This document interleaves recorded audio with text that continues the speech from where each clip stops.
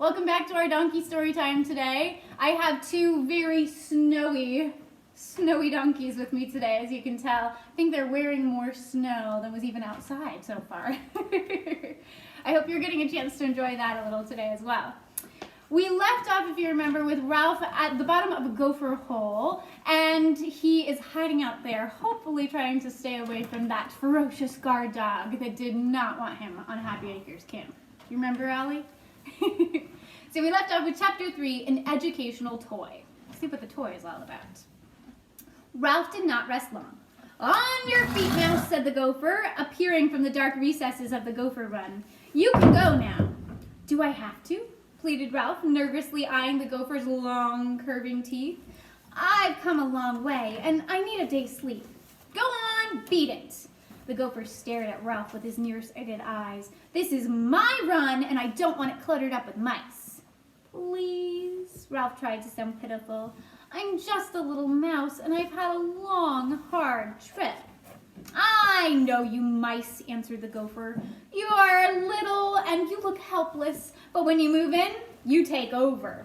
Then he added in a more kindly tone, "Anyway, you'd better get out while you can. That dog will eat his breakfast and go off on his round of inspection, and when he sees all that dirt he churned up, he'll start digging again."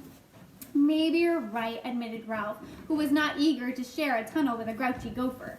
He pushed his motorcycle up toward the circle of light that was the entrance of the gopher run. There he paused until his eyes became accustomed to the sunlight. A stray chicken wandered across the lawn under the walnut trees. A horse whinnied from the barn, and from the dining hall came the laughter and chatter of boys and girls and the clatter of silverware. The place seemed safe enough at the moment. Ralph permitted himself a leisurely but bumpy ride along the path that led to a small weathered building, shaded by an arbor of grapevines. At the corner of the building, he found a clump of bamboo, which offered the possibility of shelter. The fallen leaves and husks of the young bamboo shoots were broad and smooth, and the dried edges curved. He laid his motorcycle at the foot of the bamboo and pulled a husk over it. The edges curled around it so that it was hidden completely. He put his helmet under another husk, and he, too, tried to scrounge for food as Ralph crawled under a third husk. Ralph curled himself into a cozy ball. The leaves beneath him were springy. The husks above him were smooth and silky and curled protectingly around him. Ralph had not been so comfortable for a long, long time. A delicious fragrance of hotcakes drifted from the dining hall, reminding Ralph of the dining room of the Mountain View Inn. The campers began to sing. "The horses stand around, their feet are on the ground. Oh, who will wind the clock while I'm away, away?" Ralph wondered if Matt had wound the clock in the lobby. Perhaps Matt was searching for a broken motorcycle in the shrubbery at the foot of the steps of the Mountain View Inn. Well, he wouldn't find it. Now, all Ralph wanted was a peanut butter and jelly sandwich. Ralph slept more soundly than he had ever slept before. The next thing Ralph knew, a weight was pressing him into the bamboo leaves. He squirmed, but the weight pressed harder. He heard, a cat's voice. Don't be too scared, my love. A cat's voice say, "Now watch carefully. This is the way to handle a mouse." That greeting opened Ralph's eyes in a hurry. He saw to his horror that he was pinned to the leaves by the paw of a cold-hearted tomcat and was surrounded by a mother cat and, even worse, a litter of wide-eyed kittens. Ralph simply closed his eyes again and tried to pretend that they were not there. That's how it works, right? Close your eyes, they're not there. Uh-oh. He could not believe what was happening. Cats were something that happened to other mice, not to Ralph. Now he wished he had listened when his mother had tried to warn him, as she so often did, about cats and owls and people and traps and poison grains and vacuum cleaners.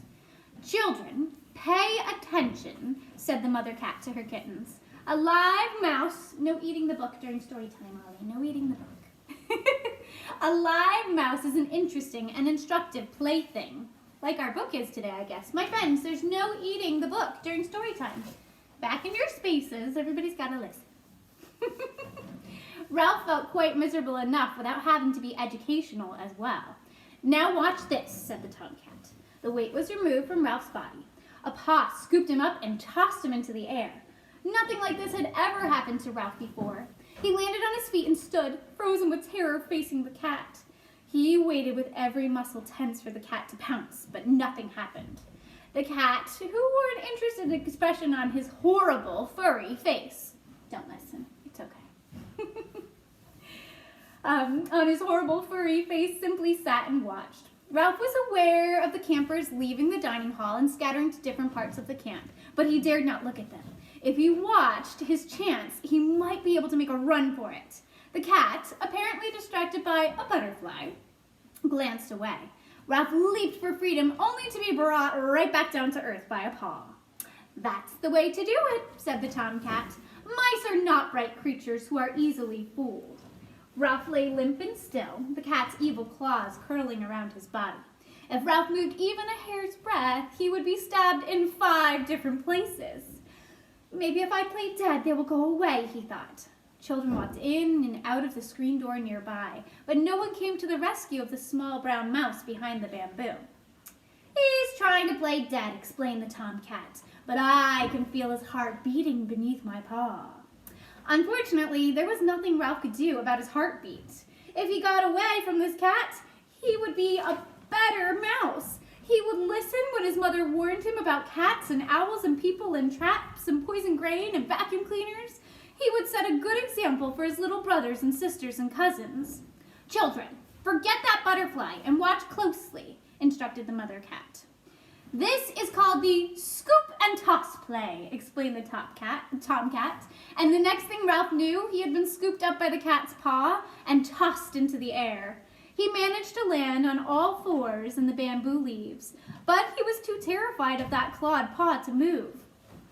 The attention of the kittens, he was pleased to see, had wandered. One rolled over and tried to catch his tail. Another scampered off after a leaf. Can you believe that? I am trying to read, my friend. It's very distracting when you're putting your nose in my face and when you're nibbling my shirt. Both of you. Not the best listeners. They're learning. One rolled over and tried to catch his tail. Another scampered off after a leaf. A third trotted away after a girl who picked him up and carried him away. The tomcat apparently appeared to start losing interest in Ralph and sat calmly, his tail curved around his feet, looking up at the leaves fluttering on the bamboo stalks. "He thinks he's got me fooled," thought Ralph. If he moved, the cat was sure to pounce. If he did not move, the cat would pounce anyway. There was no way Ralph could win. He was doomed to be a mid-morning snack for a cat. Now you know I like to leave you hanging at a really good part. So I'm going to leave us there for now. And not to worry, I'll catch you up tomorrow on what's going to happen next. And hopefully, Ralph will make it out of this alive. I have a good feeling there's still quite a bit left in the book. For now, though, I'm going to get these 2 brushed off after all that snow outside. And we'll see you again soon. Keep up the great work in our Google Classroom. And we'll continue with some new surprises this week as well. Onward and upward, friends.